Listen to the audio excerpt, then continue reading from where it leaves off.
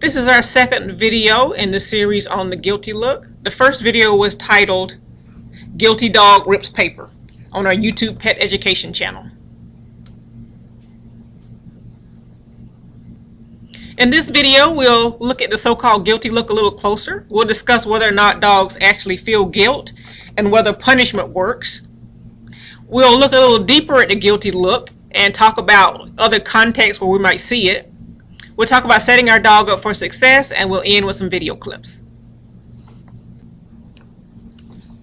Dogs probably really don't understand a concept of guilt or right and wrong.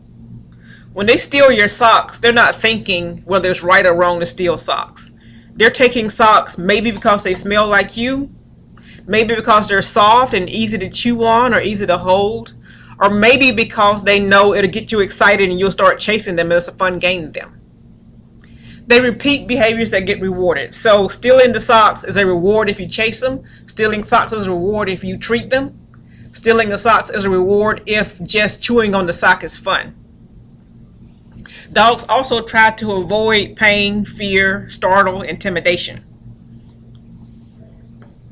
So if we yell at the dog, they might back up. But if the reinforcement is greater than the fear, they might continue doing the thing that we don't like. Does punishment really work?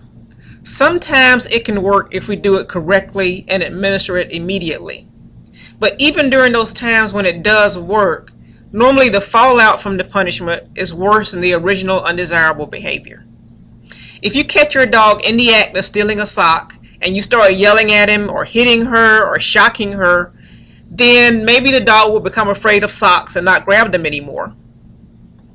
But at the same time, you might have a dog who starts eliminating the house from the stress from the punishment, starts nipping at the kids from the stress of the punishment. You might get a dog who's not only afraid of socks, but afraid of all clothes.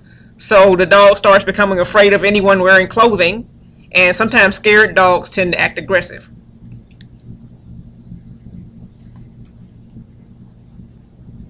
Now, most of the time, we don't even administer punishment correctly. Let's say you're gone for 12 hours and you come home to find trash on the floor.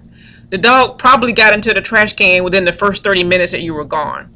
So when you come into the door and yell at the dog about the trash, all the dog knows is that you're mean and scary. They don't know that it has anything to do with trash. And if you're constantly coming home and yelling at the dog about something that's torn up, pretty soon the dog is just going to be afraid of you coming home. And that can create separation anxiety and all sorts of problems. Think about what the so-called guilty look actually looks like.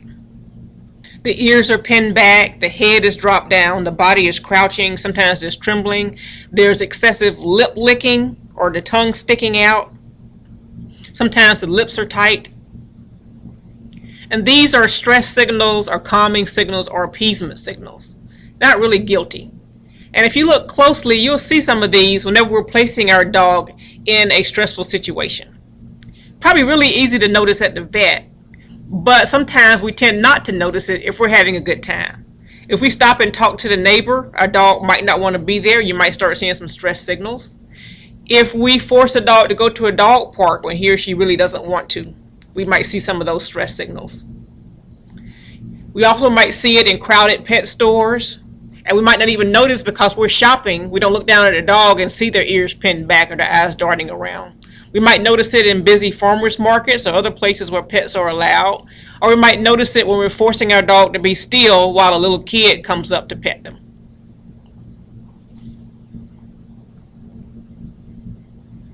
And we'll definitely see it when we're administering punishment, pain, fear, or startle to our dog, like yanking them by the leash constantly. So how do we set our dog up for success? Keep our residents picked up. Keep desirable objects out of their reach. Take the trash, for example. We can set it up high where they can't reach it. We can put it behind a closed door. Or we can take it out to the outside trash can on our way out. But if you're like me and you have a hard time keeping your residents picked up, you can simply pay your dog for bringing you things. When you catch your dog with a piece of paper, instead of yelling at him or scaring him, reward him or her for bringing it to you. It won't stop the dog from picking up things, but it will stop the dog from chewing paper when you're not looking. They'll bring it to you, show it to you, and you could trade a treat for the paper. And I'll show you some videos of Puddin doing this. For more information, see our blog, stubbypuddin.com. Thank you.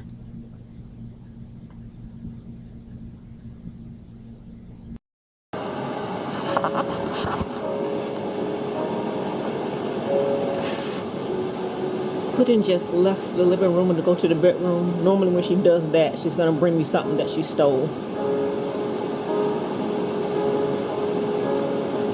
Just going to wait and see.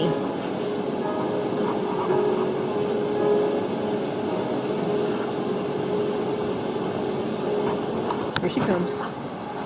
What you got there, Puddin? What you got? Drop it. Yes, good girl. You want your better? See what we got in my bag here, boys. Puddin is off to steal something. What you got there, boys? Good girl. What you got there, boys? Drop it.